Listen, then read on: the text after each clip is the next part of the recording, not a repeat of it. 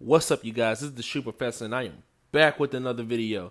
Today we're going to discuss why don't the Retro 10s sell well. Yes, we are discussing the Retro 10s. Historically, this shoe has been known to collect dust on Foot Locker shelves for years. Never in history have you ever heard a sneakerhead say, yeah, my favorite Jordans are the Retro 10s. So why aren't they loved? Like, why don't people like the Retro 10s? Like, why don't they sell well like the 11s or the 3s or the 4s or the 5 or any other Jordans that come between the number 1 and 14? Why don't the Retro 10s sell well? That's what we're going to discuss today. But before we get into the video, I need you guys to go like, comment, and subscribe. If you guys want to see more content like this, please let me know down in the comments. So the Retro 10s were actually released while Jordan was playing baseball. Many people wonder, would the Jordan line continue, or would it be a wrap after the Retro 9s? But Tinker Hatfield went in and designed the silhouette, and Jordan actually wore the 10s after he returned back from basketball from his brief moment in baseball. But he didn't really get a chance to wear them for a long period of time, considering the 94-95 season was coming to an end.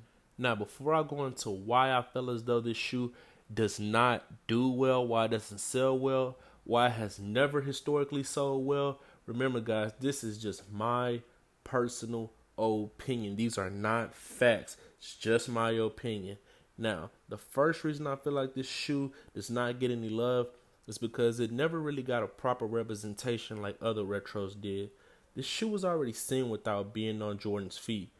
It was something about seeing the gold in the new shoes that just took sneakerheads by storm, and we didn't get that with this shoe. Another reason I feel as though this shoe didn't do well is because Jordan came back so late in the season that this shoe really didn't get the proper chance to grow on people. So even if they saw him wear it at the beginning of the season and didn't really care for it, it may have gotten a chance to grow on people over the season, but this shoe didn't get that chance because he came back so late in the 94-95 season. Another reason why I feel as though this shoe gets no love is because it was easily forgotten about as soon as Michael Jordan broke out the 11s in the same season. Yes, he broke out the Retro 11s in the same season as the 94-95 Retro 10s. This shoe is arguably one of the best retros to ever exist, so it made people forget about the less desirable Retro 10s just a little bit quicker. Now, the biggest reason as though why I feel like this shoe sits on the shelf is because it's a basic shoe. There's no standout feature on this shoe. Really, the best part of this shoe is actually the part you can't even see, which is the bottom, where it shows Jordan's accomplishments from his rookie season all the way up until the 94 season. But other than that, there's no standout feature on this shoe whatsoever. Plus the fact that Michael Jordan had no iconic moment in this shoe, there was really no incentive to make people rush out and go buy this shoe whatsoever. Now, the last reason and the most obvious reason why this shoe does not get any love was because when Michael Jordan came back to the league, it was hard to focus on any shoe that he had on his foot. Many people were thrown off by the fact that he was wearing the number 45 instead of his original number 23. Not only that, but not to mention the fact that while he was wearing the number 45, he wasn't the same Michael Jordan that many people know him to be.